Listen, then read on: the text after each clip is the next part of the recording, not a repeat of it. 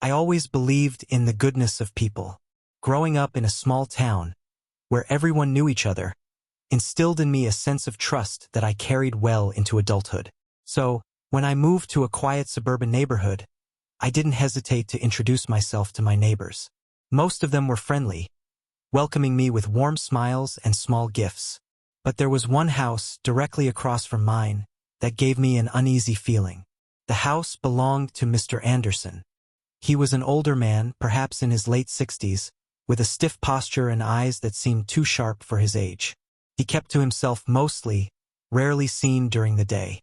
When I first moved in, I tried to introduce myself, but he barely opened the door, muttering something I couldn't quite catch before shutting it in my face. I shrugged it off, assuming he was just a grumpy old man. Over time, however, I started to notice strange things. There were the sounds, muffled, unsettling noises that would drift from his house in the dead of night. It wasn't just the creaks and groans of an old building settling. It was something more deliberate, more sinister. And then there were the shadows. I would catch glimpses of movement from his windows, but when I looked again, they were gone, leaving me wondering if my mind was playing tricks on me. But the most disturbing thing was the missing pets. A few weeks after I moved in, posters started appearing on lampposts and mailboxes. Cats, dogs, even a bird, vanishing without a trace. The neighbors were worried, but no one seemed to suspect anything beyond the usual dangers. Except me. I couldn't shake the feeling that Mr. Anderson had something to do with it. His house, with its overgrown lawn and darkened windows, seemed like a black hole, sucking in anything that got too close. I didn't have any proof, just a gut feeling that gnawed at me day and night. But I knew I had to find out what was going on, even if it meant confronting the strange old man who lived across the street. It was late September when I decided to take matters into my own hands. The nights were growing colder, and the streets were quieter than ever. I had been watching Mr. Anderson's house for weeks, noting his peculiar habits. He rarely left during the day, but at night he became almost restless. I could see the faint glow of lights flickering through his windows, and the sounds, those awful, haunting noises, would start up again. The final straw came one night when I heard a cat's yowl, sharp and pained, followed by silence. I rushed to my window, peering out at his house. I saw nothing unusual at first, just the same dark outline of his home against the starless sky. But then I noticed a small light bobbing in his backyard. It wasn't much, just a faint glow, but it moved with purpose, like someone carrying a flashlight. I knew then that I couldn't wait any longer. I had to find out what was happening inside that house. But I wasn't foolish. I knew I couldn't just barge in during the day, and I certainly couldn't confront him directly without evidence. So I made a plan. I would sneak into his backyard at night, under the cover of darkness, and see if I could find anything that would confirm my suspicions. I chose a night when the moon was hidden behind thick clouds, casting the world in shadows. I waited until I saw the light in his backyard again, knowing that he was out there, distracted. I dressed in black, hoping to blend into the night, and slipped out the back door of my house, careful not to make a sound. As I crept closer to Mr. Anderson's house, my heart pounded in my chest. The air was thick with the smell of damp earth, and the only sound was the crunch of gravel under my feet. I reached the edge of his yard and paused, listening. The light was still there, moving slowly, methodically. I took a deep breath and stepped into his yard, keeping low to the ground. The closer I got, the more certain I became that something was very wrong. The air seemed to buzz with a low, almost imperceptible hum, and the ground beneath my feet felt unnaturally cold. I could see the outline of Mr. Anderson, hunched over something, his face hidden in the shadows. He was digging, his movements slow and deliberate, as if he had all the time in the world. My breath caught in my throat as I realized what I was looking at. The small mound of dirt beside him, the way he kept glancing over his shoulder, the unnatural stillness of the night. It all pointed to one thing. He was burying something, or someone. For a moment, I froze, unable to move as the horrific realization settled over me. The shadows seemed to deepen around me, the night growing colder and more oppressive. I could barely make out Mr. Anderson's form in the dim light, but I saw enough to know that whatever he was doing, it wasn't right. My thoughts raced. What if it was one of the missing pets? Or worse, what if it was something even more sinister? I knew I had to get closer, to see what exactly he was burying, but fear kept me rooted to the spot. My heart pounded in my ears, drowning out all other sounds. I took a shaky breath and forced myself to move forward, one slow step at a time. I stayed low, trying to blend into the night, praying that he wouldn't notice me. As I crept closer, I could hear him muttering to himself, his voice low and strained. I couldn't make out the words, but there was an urgency to his tone that sent chills down my spine. The light from his lantern flickered, casting eerie shadows on the ground. I was only a few feet away now, close enough to see the dirt-streaked shovel in his hands and the fresh earth piled beside the shallow grave. I strained to see what he was burying, but the darkness obscured the details. I inched closer, holding my breath, when suddenly Mr. Anderson stopped. He straightened up, the shovel clutched tightly in his hands, and turned his head as if he'd heard something. I froze, my heart leaping into my throat. Had he seen me? I held my breath, not daring to move a muscle. For what felt like an eternity, he stood there, staring into the darkness. I could barely make out his face, but his eyes glinted in the dim light, sharp and alert. Finally, he seemed to relax, shaking his head as if dismissing his suspicions. He turned back to his grim task, shoveling the last bit of dirt onto the mound. I knew this was my chance. I had to see what he was burying before he finished. Summoning every ounce of courage I had, I moved closer, my eyes fixed on the freshly dug earth. As I approached, the lantern's light caught something pale and furry sticking out of the dirt. My stomach twisted as I realized it was a small, lifeless body. A cat. The poor thing had been covered hastily, its once sleek fur now matted with dirt. I felt a surge of anger and fear. This was more than just a missing pet. It was a deliberate act of cruelty. And if he was willing to do this to an innocent animal, what else was he capable of? My thoughts were interrupted by the sound of the shovel clattering to the ground. I looked up and my blood ran cold. Mr. Anderson was staring directly at me. In that instant, I knew I had made a terrible mistake. His eyes were filled with a cold, malevolent fury, and his lips twisted into a snarl. "What are you doing here?" he hissed, his voice low and dangerous. Panic surged through me. I had to get out of there, but before I could move, he lunged at me, his hands outstretched. I stumbled back, tripping over the uneven ground, but he was too fast. He grabbed me by the collar of my jacket, dragging me toward the open grave. His grip was ironclad, and I could feel the raw strength in his bony hands. "You shouldn't have come here," he growled, his voice dripping with menace. "Now you know too much." I struggled against him, adrenaline giving me a burst of strength. I kicked out, catching him off guard, and he loosened his grip just enough for me to break free. I scrambled to my feet and ran, not daring to look back. I could hear him cursing behind me, but I didn't stop. I ran across the yard, through the gate and back to my house, slamming the door behind me. My heart was pounding so hard I thought it might burst. I locked the door and backed away, my mind racing. I couldn't believe what had just happened. I had seen enough to confirm my worst fears. Mr. Anderson was dangerous, and he had no qualms about hurting those who got in his way. But what was I supposed to do now? The police? They would need more evidence, and I had nothing but my word and a lot of fear. I was terrified, but I knew I couldn't let this go. Not now. The next day I hardly left my house. Every noise, every creak made me jump, thinking Mr. Anderson was coming to finish what he started. I knew I had to do something, but I felt paralyzed by fear. The daylight did little to ease my anxiety. If anything, it made everything feel more surreal, like I was trapped in some kind of waking nightmare. I spent hours pacing my living room, thinking through my options. Going to the police seemed like the obvious choice, but I knew they would need more proof than just my word.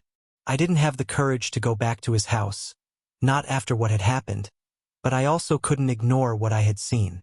As the sun began to set, casting long shadows across the neighborhood. I made up my mind.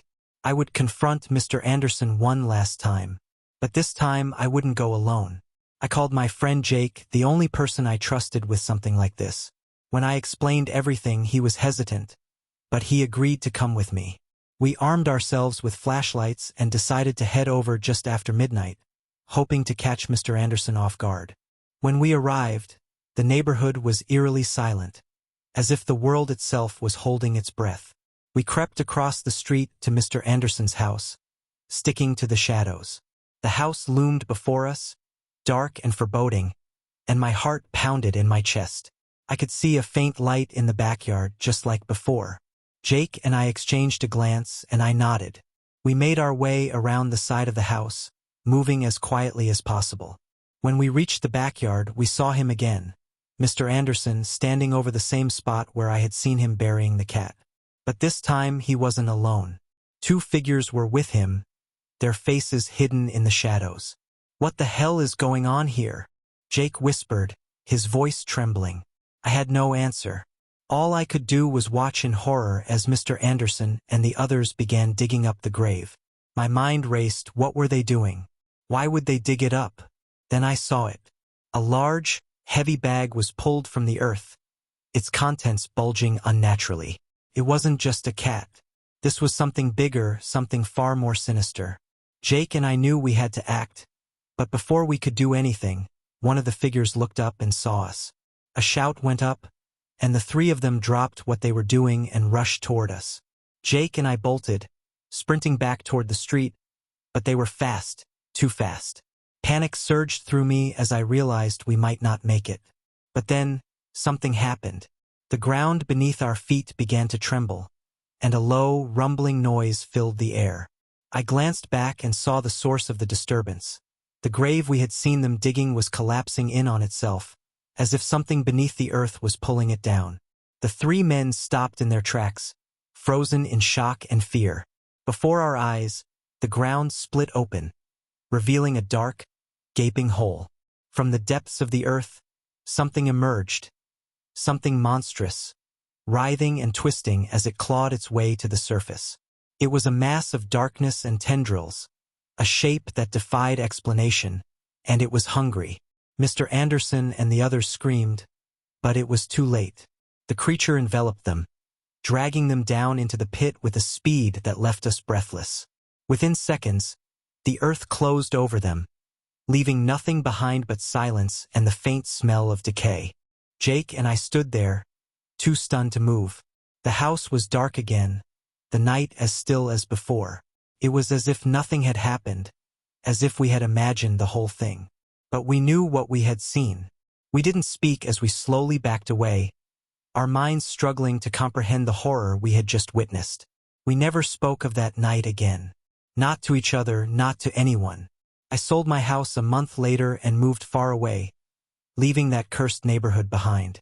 But even now, I can't shake the feeling that it's not over, that somewhere, in some forgotten corner of the world, Mr. Anderson's dark secret still lies buried, waiting to be uncovered once more. I've always been the type to keep to myself. Growing up as an only child in a small town, I learned early on how to be alone without feeling lonely. Books, movies, and the occasional weekend hike were my companions, and I never felt the need for more.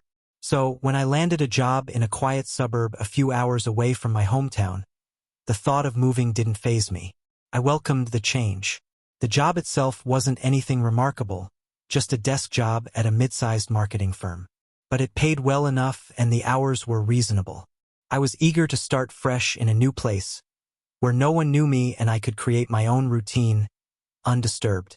I rented a small, one-bedroom apartment in a modest complex on the outskirts of town. It wasn't fancy, but it was clean, quiet, and most importantly, affordable.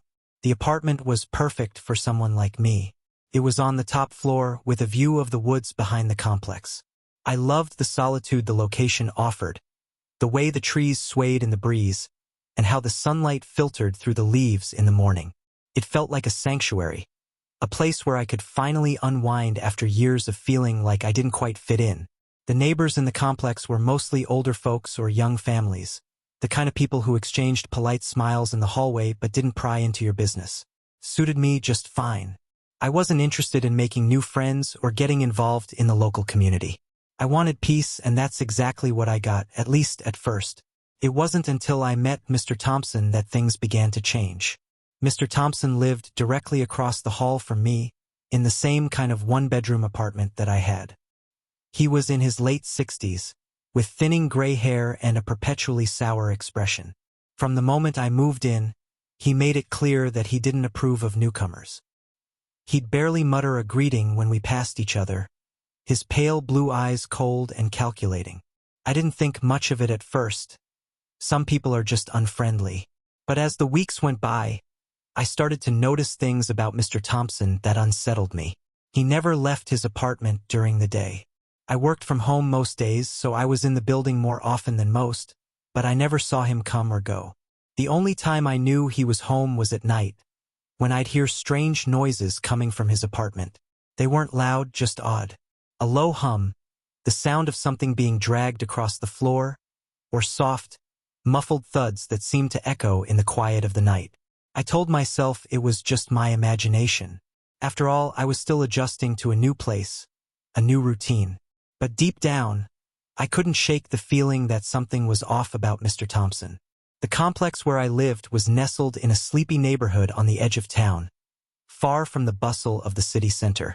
It was the kind of place where nothing ever seemed to happen, where the biggest event of the year was the local farmers' market in the town square. The streets were lined with neat rows of houses, each with well-kept lawns and carefully tended gardens.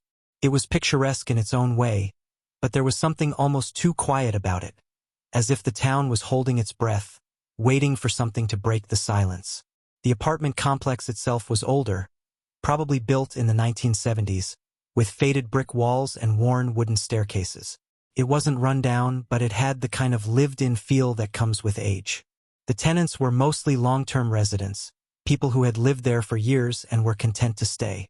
I was one of the few new faces, which might explain why Mr. Thompson seemed so distrustful. The days passed in a blur of work and routine. I'd wake up early, make coffee, and settle in at my desk by the window, where I could watch the world outside as I worked. The mornings were my favorite time of day. Everything felt fresh and new, and for a few hours the world seemed full of possibilities. But as the day wore on, that sense of optimism would fade, replaced by the creeping unease that had settled over me since I moved in. The nights were the worst. The apartment, which felt so welcoming during the day, took on a different character after dark. The shadows seemed to lengthen, the air grew colder, and the silence became oppressive. It was during these hours that I'd hear the noises coming from Mr. Thompson's apartment, the strange, inexplicable sounds that made my skin crawl. I tried to ignore them, to focus on other things, but the noises became harder to dismiss. They were subtle at first, almost imperceptible, just the creak of floorboards, or the faint sound of something heavy being moved. But over time, they grew louder, more distinct, until I couldn't pretend they weren't there. One night, I woke up to the sound of something scraping against my wall. It was a slow, deliberate noise, like nails dragging across the surface. I sat up in bed, my heart pounding in my chest, and listened. The scraping continued for a few minutes, then stopped abruptly, leaving me in the suffocating silence of my room. I didn't sleep for the rest of the night. The next morning, I tried to convince myself it was just the building settling, or maybe a tree branch brushing against the wall. But when I looked outside, I saw there were no trees close enough to cause that kind of noise. It had to have come from inside the building, from Mr. Thompson's apartment. I couldn't shake the feeling that something was very wrong, but I didn't know what to do. Confronting Mr. Thompson seemed out of the question. He was intimidating, and I didn't want to make things worse. But I also knew I couldn't keep ignoring the strange things happening around me. Something had changed in the air, and I was beginning to suspect that whatever was happening in Mr. Thompson's apartment was only the beginning. A few nights after the scraping incident, I decided I couldn't just sit around and let the anxiety eat away at me. I had to know what was going on in Mr. Thompson's apartment, even if it meant taking a risk. The noises had become more frequent, more disturbing. Whispers that seemed to carry through the walls, strange thumps in the middle of the night, and once, a low, guttural moan that made my blood run cold. I knew I had to do something, but I wasn't sure what. Calling the police felt extreme. What would I even tell them? That my neighbor was making weird noises? I didn't have any proof that something was wrong, just a gut feeling that kept gnawing at me. So I decided to investigate on my own. That night, after everyone in the building had settled in and the usual quiet had returned, I crept out of my apartment. I didn't have a plan, just a growing sense of dread that urged me forward. I stood outside Mr. Thompson's door, my heart pounding so loudly I was sure he could hear it. The hallway was dimly lit, the yellow light flickering slightly, casting eerie shadows on the walls. I pressed my ear against his door, straining to hear any movement inside. At first, there was nothing, just the muffled sound of the building settling. But then I heard it, a soft, rhythmic tapping like something small and sharp repeatedly hitting the floor. I held my breath, listening as the tapping grew louder, more frantic. My hand hovered over the doorknob, trembling slightly. I knew I shouldn't do it. Every instinct told me to turn around, to go back to my apartment and pretend I hadn't heard anything. But I couldn't. Something about those noises, about the whole situation, compelled me to find out what was really happening. Before I could second-guess myself, I twisted the doorknob and pushed the door open. It creaked loudly, echoing through the quiet hallway. I froze, expecting Mr. Thompson to appear, but there was only silence. The apartment was dark, and a foul, musty smell hit me the moment I stepped inside. I fumbled for the light switch, but it didn't work. The apartment was shrouded in darkness, and I had to rely on the faint light from the hallway to see. As my eyes adjusted to the gloom, I noticed the state of the apartment. It was a mess. Papers and books scattered across the floor, furniture overturned, and strange symbols scratched into the walls. The tapping noise had stopped, replaced by an eerie stillness that made the hair on the back of my neck stand on end. I moved further into the apartment, careful not to make any noise. The smell grew stronger as I approached the living room, a mix of decay and something metallic. That's when I saw it. A dark stain on the floor, spreading out from the center of the room. It looked like dried blood, and my stomach churned at the sight of it. I forced myself to keep going, my curiosity battling with the overwhelming fear that was threatening to paralyze me. As I reached the center of the room, I saw something that made me stop in my tracks. There, in the middle of the room, was a large wooden crate. It was old and battered, with deep scratches on the sides as if something or someone had tried to claw its way out. The crate was partially open, the lid askew, and inside, I could see something moving. My heart skipped a beat as I stepped closer, peering into the crate. What I saw inside made my blood turn to ice. It was a figure small, twisted, and grotesque. Its skin was pale and mottled, stretched tight over a skeletal frame.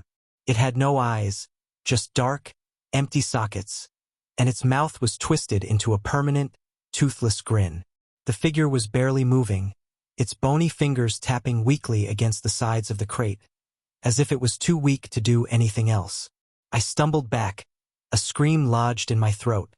I had to get out of there, had to get away from whatever that thing was. But as I turned to leave, I heard a sound that made me freeze. It was Mr. Thompson's voice, low and raspy, coming from the shadows. "You shouldn't have come here," he said, his tone calm, almost resigned. "Now it's too late." I spun around, trying to locate him in the darkness, but he was nowhere to be seen. The room was empty, save for the crate and the horror inside it. The fear that had been gnawing at me erupted into full-blown panic. I bolted for the door, but as I reached the threshold, it slammed shut with a force that rattled the walls. I was trapped. My heart raced as I tugged frantically at the door, but it wouldn't budge. I could hear Mr. Thompson's voice again, closer this time, though I still couldn't see him. The darkness seemed to be closing in around me, suffocating me with its oppressive weight. "You weren't supposed to find out," he continued, his voice echoing through the room. "But now that you have, there's no going back." I spun around, pressing my back against the door as I tried to make sense of what was happening. The crate in the center of the room rattled, and the figure inside let out a low, pitiful moan. I couldn't take my eyes off it, the sight of its twisted form burning itself into my memory. What is that thing? I stammered, my voice barely a whisper. Mr. Thompson finally emerged from the shadows, his pale face ghostly in the faint light. He looked different, older, more frail, as if the years had caught up to him all at once. His eyes were sunken, his skin drawn tight over his bones, and his expression was one of deep sorrow. "It was my wife," he said quietly, his voice trembling. "Or at least it used to be." I stared at him in disbelief, my mind struggling to comprehend what he was saying. "Your wife? What happened to her?" He sighed heavily, as if the weight of the truth was too much to bear. "She was sick, dying. I couldn't let her go, couldn't bear the thought of losing her. So I found a way to keep her alive, to bind her to this world. But it went wrong. I tried to fix it, to undo what I'd done, but it was too late. She became this." He gestured to the crate, and I felt a wave of nausea wash over me. The figure inside let out another weak moan, its skeletal fingers clawing at the air. I couldn't imagine the kind of desperation that would drive someone to do something like this, to trap their loved one in a state of living death. "You have to understand," Mr. Thompson pleaded, his voice cracking with emotion. "I didn't mean for any of this to happen. I just wanted more time with her. I wanted to feel sympathy for him, but all I could feel was horror. The thing in the crate, it wasn't his wife anymore. It was a twisted, unnatural abomination, and he had created it. I had to get out of there, had to escape this nightmare before it swallowed me whole." But Mr. Thompson wasn't finished. "I've tried to keep her quiet, to keep her from hurting anyone, but she's growing stronger. I can't control her anymore." The room seemed to grow darker as he spoke, the shadows twisting and writhing around us. I could feel a cold, malevolent presence in the air, something far older and more powerful than anything I could have imagined. The thing in the crate was moving more now, its bony limbs jerking spasmodically as it tried to free itself. "I'm sorry," Mr. Thompson whispered, tears streaming down his gaunt cheeks. "But she needs a new host. She needs you." Before I could react, the crate burst open, and the figure inside lunged at me with unnatural speed. I screamed, throwing my arms up to protect myself, but it was too late. The thing's icy fingers wrapped around my throat, and I felt a searing pain as it forced its way into my mind, into my soul. My vision blurred, the world around me fading into darkness. I could hear Mr. Thompson's voice, distant and sorrowful, as the thing took hold of me, its cold presence flooding my body. "I'm so sorry," he kept repeating, but his words meant nothing. I was lost, consumed by the thing that had once been his wife. The last thing I saw before everything went black was Mr. Thompson's face, twisted with guilt and despair. Then, there was nothing. When I woke up, I was lying on the floor of my apartment. The sun was shining through the window, and everything seemed normal. But I knew it wasn't. I could feel it inside me, lurking just beneath the surface, waiting for the right moment to take control. I moved out of that apartment as soon as I could, but no matter where I go, I can't escape it. The thing is still with me, whispering in the back of my mind, urging me to do things I don't want to do. I try to fight it, but I'm getting weaker and it's getting stronger. I don't know how much longer I can hold on. But when I finally lose the battle, when it finally takes over completely, I've always been a bit of a dreamer. Growing up, I used to imagine living in a charming little neighborhood where every house had a picket fence, and the neighbors greeted each other with warm smiles. It was a far cry from the chaotic city life I was used to, where everyone seemed too busy to even make eye contact. So, when the opportunity arose to move into a quaint suburb on the outskirts of town, I jumped at the chance. I found the perfect house, modest but full of character, with a small garden out front and a big oak tree in the backyard. It was everything I had ever wanted. The neighborhood was quiet, just as I'd hoped, with well-kept lawns and friendly-looking houses lined up neatly along the street. It felt like a place where I could finally settle down, where I could build the peaceful life I'd always dreamed of. There was just one thing that stood out: the house next door. It was identical in structure to mine, but there was something off about it. It was always dark, the curtains perpetually drawn, and the lawn was overgrown as if no one had cared for it in years. The house looked abandoned, yet I occasionally heard noises coming from inside. I didn't think much of it at first. Maybe the owner was just reclusive, or perhaps the house was between tenants. But as time passed, I couldn't shake the uneasy feeling that something was wrong. The house I moved into was situated on the far end of Maple Street, a quiet cul-de-sac where the biggest excitement was the weekly garbage collection. The neighborhood had an old-fashioned charm, with tree-lined sidewalks and vintage street lamps that gave the area a warm, nostalgic glow at night. Most of the homes were occupied by older couples who had lived there for decades, their children long since moved out.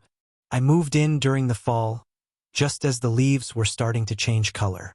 The crisp air and the golden sunlight filtering through the trees made everything feel like it was straight out of a postcard. It was the perfect time for a fresh start, or so I thought. The first few weeks in my new home were uneventful. I spent my days unpacking, arranging furniture, and getting to know the layout of the town. The neighbors were friendly enough. Polite greetings exchanged in passing, but nothing more. They were the kind of people who valued their privacy, which suited me just fine. But the house next door continued to bother me. It stood in stark contrast to the rest of the street, its dark, shuttered windows like eyes staring blankly into nothingness. I rarely saw any signs of life there, except for the occasional flicker of a light in the middle of the night or a shadow moving behind the curtains. The first time I noticed the light, it was around midnight. I had just finished reading a book and was getting ready for bed when a faint glow caught my eye. I peeked through the curtains and saw that the light was coming from the second-floor window of the empty house. It was a dim, yellowish light, like an old bulb struggling to stay lit. I watched it for a few minutes, waiting for some sign of movement, but nothing happened. Eventually, the light went out, leaving the house in darkness once again. The next morning, I convinced myself that it was probably just a trick of the light, or perhaps a distant car's headlights reflecting off the window. But the incident nagged at me, and I couldn't help but feel that there was more to the house than met the eye. As the days turned into weeks, the feeling of unease grew stronger. I started paying more attention to the house, watching it whenever I had the chance. I noticed small things like how the mailbox was always empty, even though the other houses on the street received regular mail, or how the garden hose, coiled up near the front door, was cracked and dry, as if it hadn't been used in years. And then there were the noises, soft, almost imperceptible sounds that seemed to echo through the walls late at night. Sometimes it was a faint tapping, like something gently knocking against a window.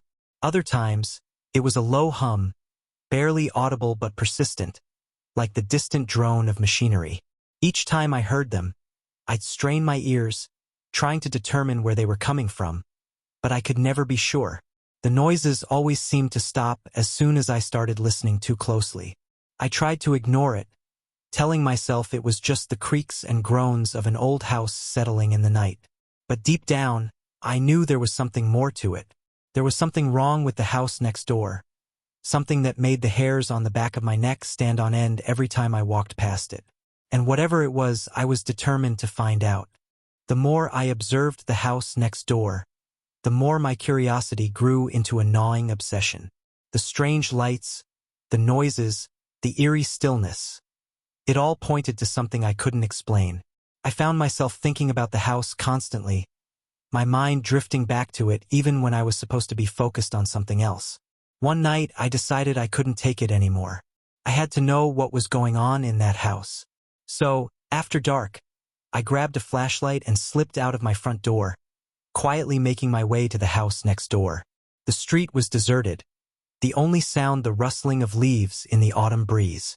I hesitated at the edge of the property, the house looming above me like a shadow. Taking a deep breath, I walked up to the front door. It was old and weathered, the paint peeling off in long strips. I reached out and tried the doorknob, half expecting it to be locked, but to my surprise, it turned easily in my hand. The door creaked open, revealing a dark, musty interior. The smell hit me first. A mix of dust, damp wood, and something else, something sour and rotten that made my stomach churn.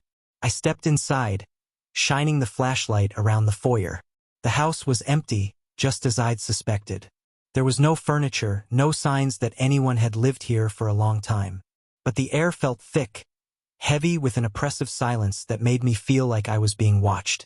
I moved further into the house, my footsteps echoing on the wooden floor.